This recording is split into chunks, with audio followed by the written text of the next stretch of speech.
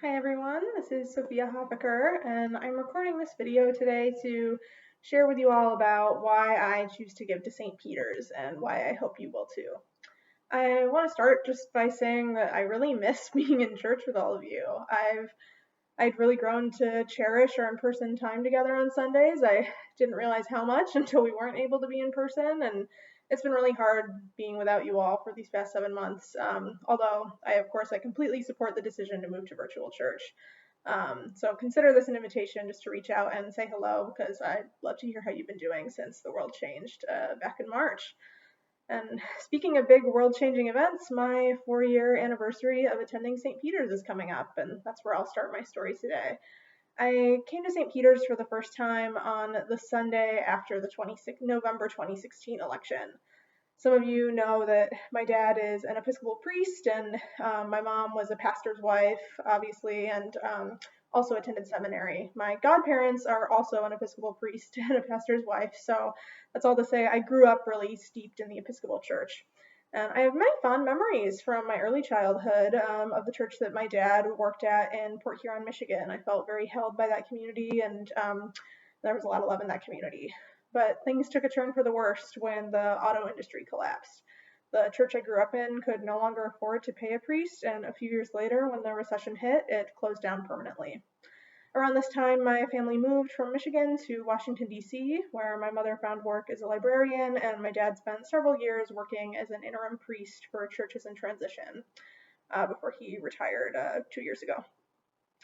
And to be honest, I have a lot of really negative experiences in the churches that my dad worked at. And when my mom passed away when I was 14, I just stopped going to church altogether. I had no interest in it.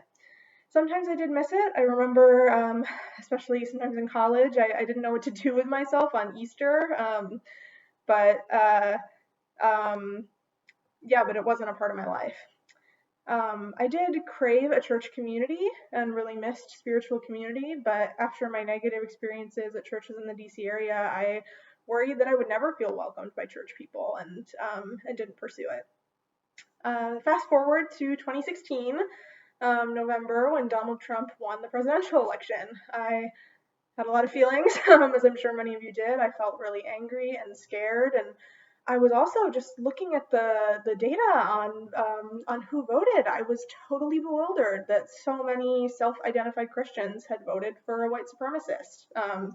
Because the way I view theology and the way I was brought up in the Episcopal Church, I believe that practicing Christianity is completely incompatible with supporting white supremacy or racism of any kind. I knew that I would resist the Trump administration in thousands of little ways through my work in Seattle local politics, but on a spiritual and personal level, I just felt that I needed more. So for the first time in almost 10 years, I felt the urge to go to church. I really wanted to know what churches were saying about what had happened. I typed Episcopal Church into Google Maps, and I chose the one that was the easiest biking distance from where I lived at the time in North Beacon Hill. And to be honest, I showed up ready to be disappointed. I thought that the people of St. Peter's might be cold or skeptical of my presence. I thought the priest wouldn't speak strongly enough about the national political moment we were in. I assumed that coffee hour would consist of sad juice and crackers. And on all counts, St. Peter's proved me wrong. By the end of the piece, 3 people knew my name and had invited me to coffee hour. I felt very welcomed. I was deeply moved by Father Edmund's sermon. I stayed for coffee hour and enjoyed a delicious meal. And to my own surprise, I kept coming back Sunday after Sunday. It was a place I wanted to come back to. I learned more about St. Peter's history as a Japanese American church and what the community went through during internment. I got something out of every single sermon, and I developed positive relationships with many of the people in my church, which was really wonderful. I was new to Seattle at the time, and it's still great to get to meet and connect with people outside of my immediate social or professional circle. And I joined. I became a member, and I'm still to this day very proud to be a member of a multiracial, multi-generational Christian community at St. Peter's.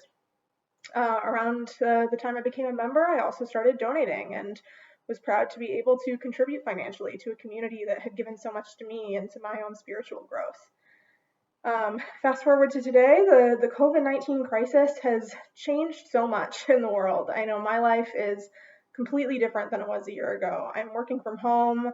I haven't hugged anyone except my partner and roommate since March. My social life is completely different. Everything's changed.